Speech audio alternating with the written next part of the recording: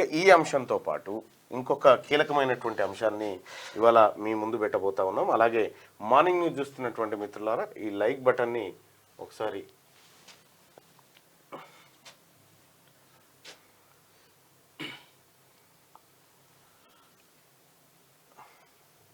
ఈ లైక్ బటన్ని క్లిక్ చేయాల్సిందిగా మీ అందరు రిక్వెస్ట్ చేస్తా ఉన్నా. అలాగే షేర్ కూడా చేయండి.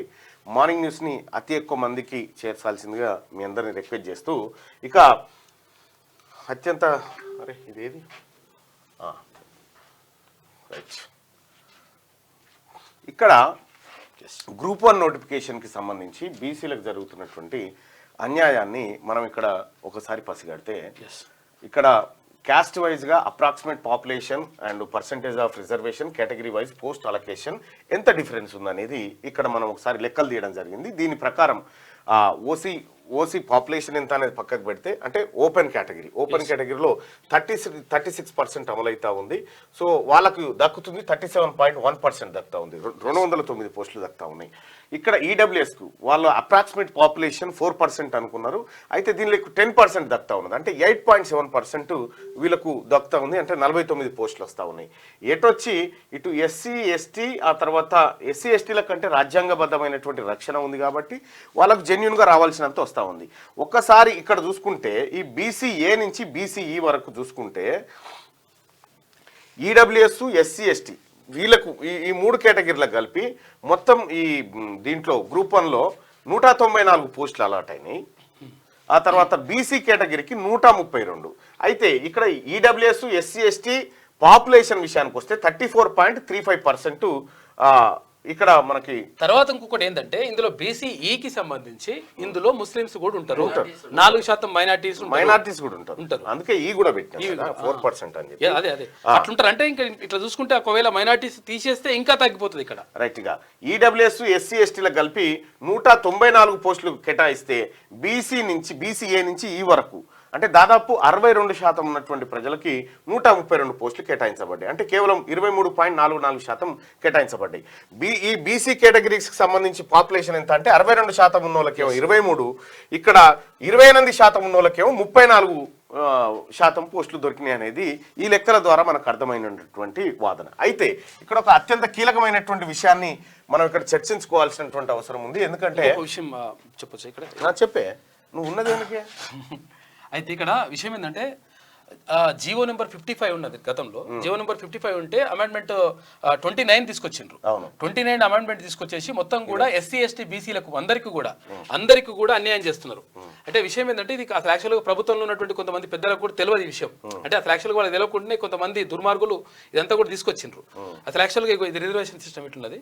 ఇది 50 అఫిడవిట్ ఇది 50 ఇది అమెండ్మెంట్. ఈ అమెండ్మెంట్లా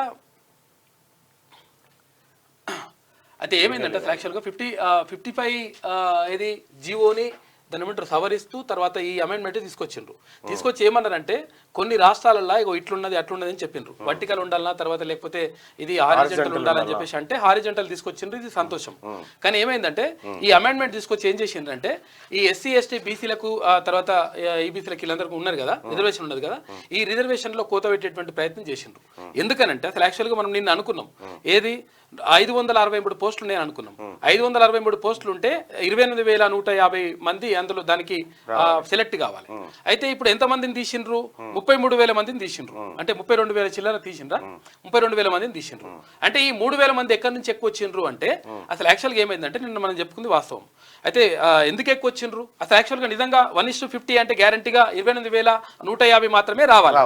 మరి ఆ 3,000 మంది ఎక్కడి నుంచి ఎక్కువ వచ్చిండ్రు? వాళ్ళు ఎవరు అని చూసుకున్నప్పుడు ఏం చేసిండ్రంటే అసలు యాక్చువల్గా ఈ ఎస్సీ ఎస్టీ బీసీ ఓబీసీలకు సంబంధించి వీళ్ళందరికీ సంబంధించి ఏం చేసిండ్రంటే వీళ్ళని అంటే నిజంగానే మనం అనుకున్నట్టుగానే వీళ్ళు ఓపెన్లు వచ్చే వాళ్ళని కూడా బీసీ రిజర్వేషన్లో వేసేసిండ్రు.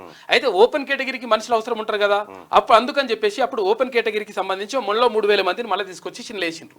మరి లేస్తే ఏమవుతుంది ఏం కాదు అని చెప్పేసి అంటే కొంతమంది ఏమంటారంటే కొంతమంది వాదన ఏమనిపిస్తారంటే ఏమవుతుంది ఫైనల్ గా ఏదైతే మీకు రిజల్ట్ ఇచ్చేటప్పుడు మాత్రం పోస్టింగ్లో అయితే బరాబరిగా వస్తుందిగా అని చెప్పేసి అంటారు.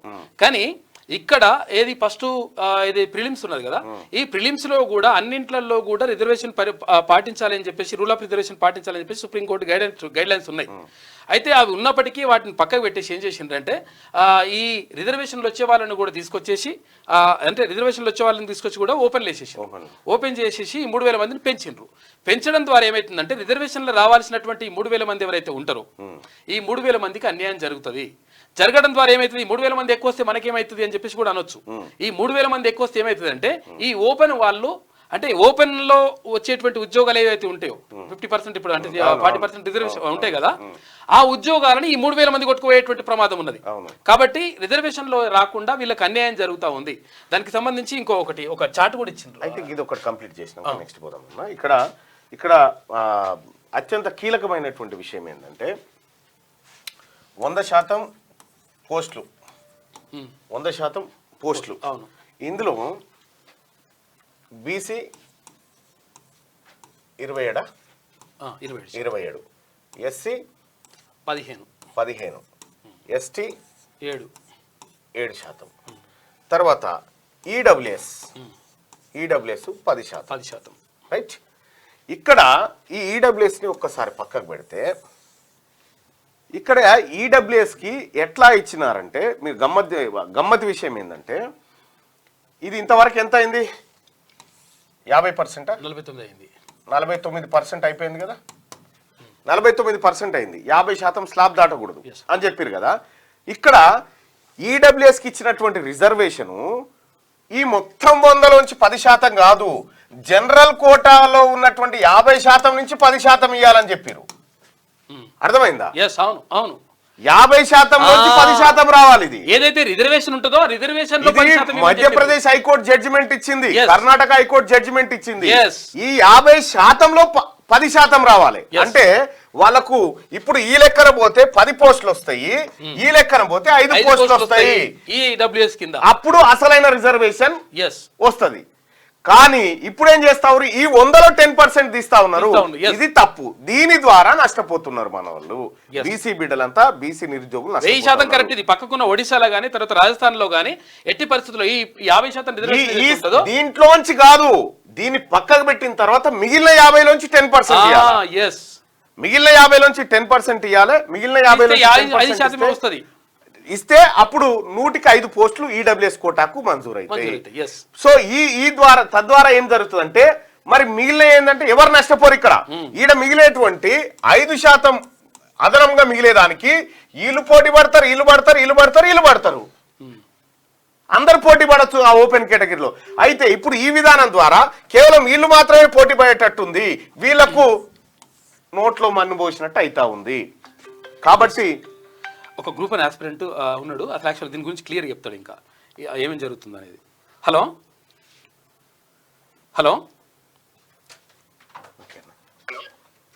చెప్పండి అన్న. హలో, లైవ్ లో ఉన్నారు, ఇప్పుడు మీరు లైవ్ లో ఉన్నారు. చెప్పండి అసలు యాక్చువల్గా ఏం అన్యాయం జరుగుతుంది, చెప్పండి, కరెక్ట్ చెప్పండి. అమెండ్మెంట్ 99 ఏం చెప్తుంది, తర్వాత ఈ జియో నెంబర్ 55 సవరించడం ద్వారా ఎట్లా నష్టం జరుగుతుంది? ఇప్పుడు జియో 55లో ఒరిజినల్ గా తీసుకొచ్చిన జియోలో ఎవరి రిజర్వేషన్ వాళ్ళకు ఉండేది. అంటే ఒక merit open merit open consider చేసేది. అవును, సుప్రీం కోర్టు అది కరెక్టే. అది కాకపోతే ఇప్పుడు కొత్త గవర్నమెంట్ వచ్చిన తర్వాత ఏం చేశారంటే టిఎస్పిఎస్సి ఏం చేశారు అంటే ఈ జియో 55 మీద కూడా హైకోర్టులో కేసులు పడ్డాయి. జియో 55 తప్పు, మాకు ప్రిలిమ్స్ లో రిజర్వేషన్ ఉండద్దు అని చెప్పి అన్నప్పుడు గవర్నమెంట్ ప్లస్ టిఎస్పిఎస్ ఇద్దరు కూడా కౌంటర్లు వేసారు హైకోర్టులో. ఆ కేసు ఇంకా క్లోజ్ కాలేదు. ఏమని ప్రిలిమ్స్ లో కూడా రిజర్వేషన్ ఉండాల్సిందే, యూపీఎస్సీ లో కూడా ఇట్లానే ఉంది, దేశవ్యాప్తంగా ఇట్లానే ఉంది, సో ప్రిలిమ్స్ లో రిజర్వేషన్ ఉండాల్సిందే, మా గవర్నమెంట్ పాలసీ కూడా అదే, అందరి సొసైటీలో అందరికి ఈక్వల్ గా జస్టిస్ రావాలి, అట్లాంటప్పుడు ఫిలిమ్స్ లో రాకపోతే వాడు మెయిన్ స్టేట్ లో కొట్టుకుంటాడు, ఫస్ట్ స్టేజ్ ఫిలిమ్స్ కదా అని చెప్పి కోర్టులో కౌంటర్ అఫిడవిట్ వేసింది.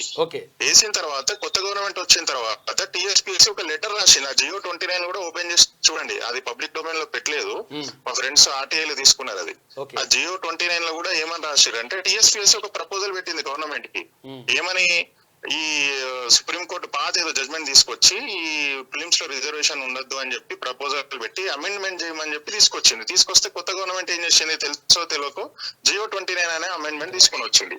ఆ జియో 29 అమెండ్మెంట్ సారాంశం ఏంటంటే ఓపెన్ మెరిట్ లో మొత్తం ఇప్పుడు 503 పోస్టులు ఉన్నాయి కదా, అవును, మొత్తం 1:50 563 పోస్టులు 1:50 రేషియోలో మొత్తం ఓపెన్ గా తీస్తారు. రిజర్వేషన్లు ఏమి ఉన్నాయి ఇంకా.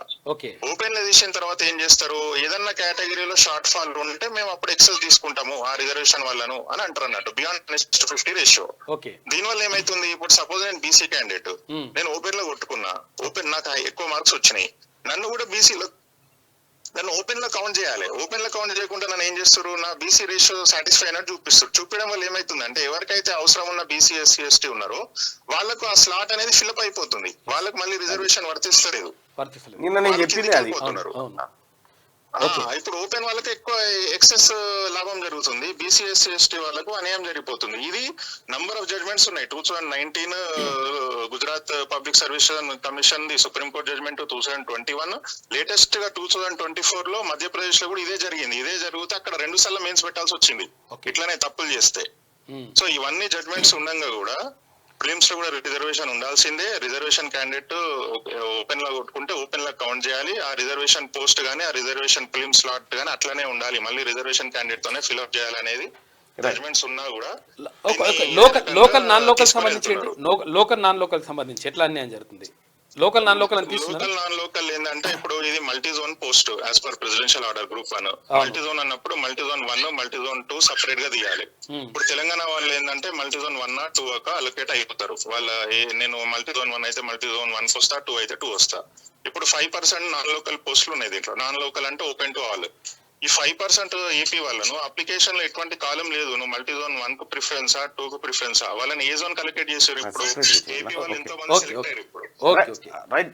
దీని వల్ల కూడా అంటే అయితే మనం క్లియర్ గా జనానికి అర్థమయ్యేటట్టు నిన్న క్లియర్ గా ఎక్స్ప్లెయిన్ చేసినాము. ఓపెన్ కేటగిరీలో వచ్చినటువంటి బీసీ వాడిని బీసీగా క్యాలిక్యులేట్ చేస్తా ఉన్నారు, ఆ కోటా సాటిస్ఫై అయిపోయిందని చెప్పి ప్రయత్నం చేస్తా ఉన్నారు, తద్వారా మోసం జరుగుతున్నది క్లియర్. ఇక్కడ అసలు పాయింట్ ఏంటంటే ఈ బీసీలకు దక్కేది పక్కకు పెడితే ఈ ఈడబ్ల్యూఎస్ కోటాలో మిగిలిన 50% లోంచి 10% ఇవ్వాలి తప్ప ఈ 100% లోంచి 10% క్యాలిక్యులేట్ చేయకూడదు అనేది ఇప్పుడు మధ్యప్రదేశ్ జడ్జిమెంట్ కానీ ఆ తర్వాత కర్ణాటక హైకోర్టు జడ్జిమెంట్ కానీ అక్కడ అందులో ఉంది.